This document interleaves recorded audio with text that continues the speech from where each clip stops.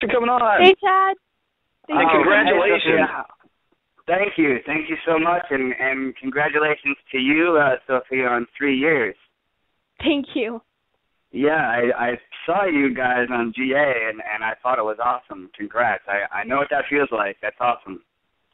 Yeah, Oh, wow, they're thanks. awesome. I loved investigating with them. So, Ghost Stalkers executive producer Nick Groff was last week's guest on the show, yet was not fully allowed to promote the upcoming debut. When you were initially approached to be casted as host investigator on the series, was Nick the one that called you, or did you approach Destination America to pitch the series? No, Nick got a hold of me. This was something that was his baby and his idea, and he got a hold of me and said, I'm putting together a show and you know, would like you to be a part of it. And then we went out and we shot the pilot, and then he took it from there and got Destination America excited, and here we are. So, you know, it's a phone call that I never, ever expected to get. And, you know, here we are less than a year later, and I'm about to watch myself and my own ghost show on TV, and it's pretty cool. It's really cool because I've done film, I've done television, and I kind of know what comes with that territory. But with this, it's so different. And when we're filming, I don't know what's going to happen. I don't know what's going to happen to me, and it's absolutely terrifying and thrilling, and I've learned so much about myself. So did you and the cast and crew of Ghost Stalkers do anything special upon the wrap of the first episode of Ghost Stalkers? Hug each other. I mean, it's such a vigorous shoot when we go out and do these things. You know, John and I always look all, you know, happy and you know, smiles before, and then, you know, by the end of the shoot, we're just like, oh, haggard and tired and walking around like zombies, and you know, we get our butts handed to us. So, you know, we're just thankful that we made it through, and you know, we have the best time doing it. You know, it really is the best crew you could find. It really is, and everyone gets along so well, and we have so many laughs, and everyone's amazing, and you know, I hope we get to keep doing it. Wow. Well, we hope you get to keep doing it. I mean, you've already had so much support on Twitter. Honestly, I've seen so many people write about your show already, and that was That's awesome. Weeks before the show was even really fully started getting more announcements, before the commercials came out. I mean, you had so much support. I think it will do amazing. Thank you. I hope so. So, Chad, at Mark and Debbie Constantino's ConCon 11 back in March, you utilized the PSB7 Spirit Box in conjunction with the numbers game with group attendees. Do you use Spirit Box communication during Ghost Stalkers this upcoming season?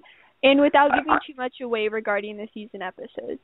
I tell you, I for a long time, the Spirit Box has been my favorite tool of communication, and it has definitely taught a lot, you know, to me, and going in and doing these investigations.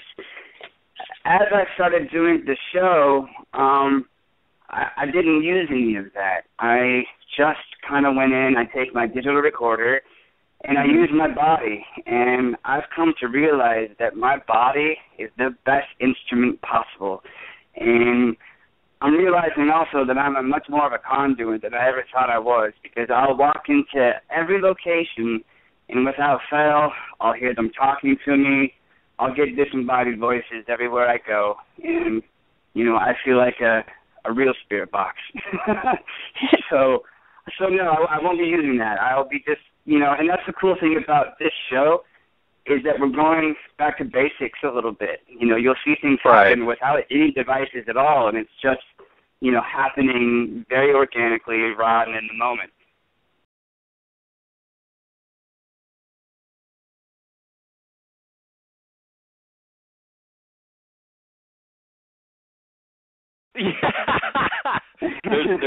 We're like the three amigos. I mean, really. I mean, John and Chad and I, we hang pretty tight. You know, we do our thing. We do our exploring and stuff, and creating mayhem and that sort of thing. But we have a very good working relationship. All of us do.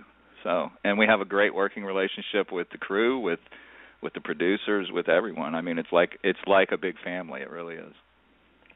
Wow, cool. David, walk us through your thoughts when first realizing that you were going to be a part of Destination America's Ghost Stalkers series. Wow, that was a complex situation because there's kind of an interesting story as to how I even got involved with it. The whole thing started when Nick went to John Tenney and said, we need a tech guy, and we need somebody like that, wrote the book on paranormal technology. And John said to him, well, how about if I get you the guy who wrote the book, Paranormal Technology? And that's kind of how I got on the show. But it was an opportunity. I saw it as an opportunity to demonstrate some of the research I've been doing over the years so that people can see it. And I spent a great deal of time working on ways for the audience to see it like we see it, like Chad and John see it when they encounter it, when they're doing their solo work. And that's pretty terrifying. Let me tell you, when you go into a place by yourself and there's no crew, there's no sound person, there's no nothing, they're alone in there, one at a time, and they're in the dark. They see with their camera and the IR light on their camera. That can be very psychologically terrifying, and even to seasoned investigators. And we went to locations that had a great deal of activity. So you're seeing some interesting psychological things. You're seeing personal growth. You're seeing personal spirituality. And you're seeing some science. It's kind of everything all rolled into one. So, David and Chad, what are your personal feelings on the use of provoking or ghost baiting as a technique utilized within the paranormal field today? Chad, why don't you go first on this? I think it's all about intent, and I don't think that there's a right or wrong way. I think it's a personal thing. Everyone's got their way, and if you're going to provoke, you're probably going to get that back. If you're going to get the energy that you put out there, I think. And for me, whenever I walk into a location, and David, I'll tell you this, I say I'm here out of love and respect, and that's the only way I'm able to get through the entire location is by saying that, because I want them to know, hey, man, I'm here to communicate. And sometimes I get fired up. Sometimes, you get a little missed.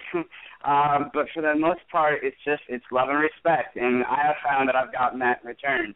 And so I think it's a personal intent.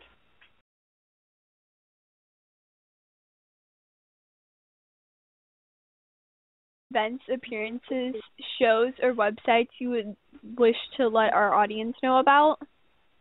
Well, Ghost Stalkers tomorrow night. Of course.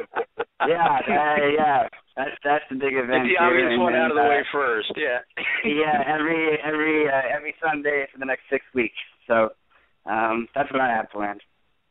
Yeah, really, me too. That's my life for the next 6 weeks. For Chad's personal, go to BeyondBadassParanormal.com. That's BeyondBadassParanormal.com for his merchandising, too, as well.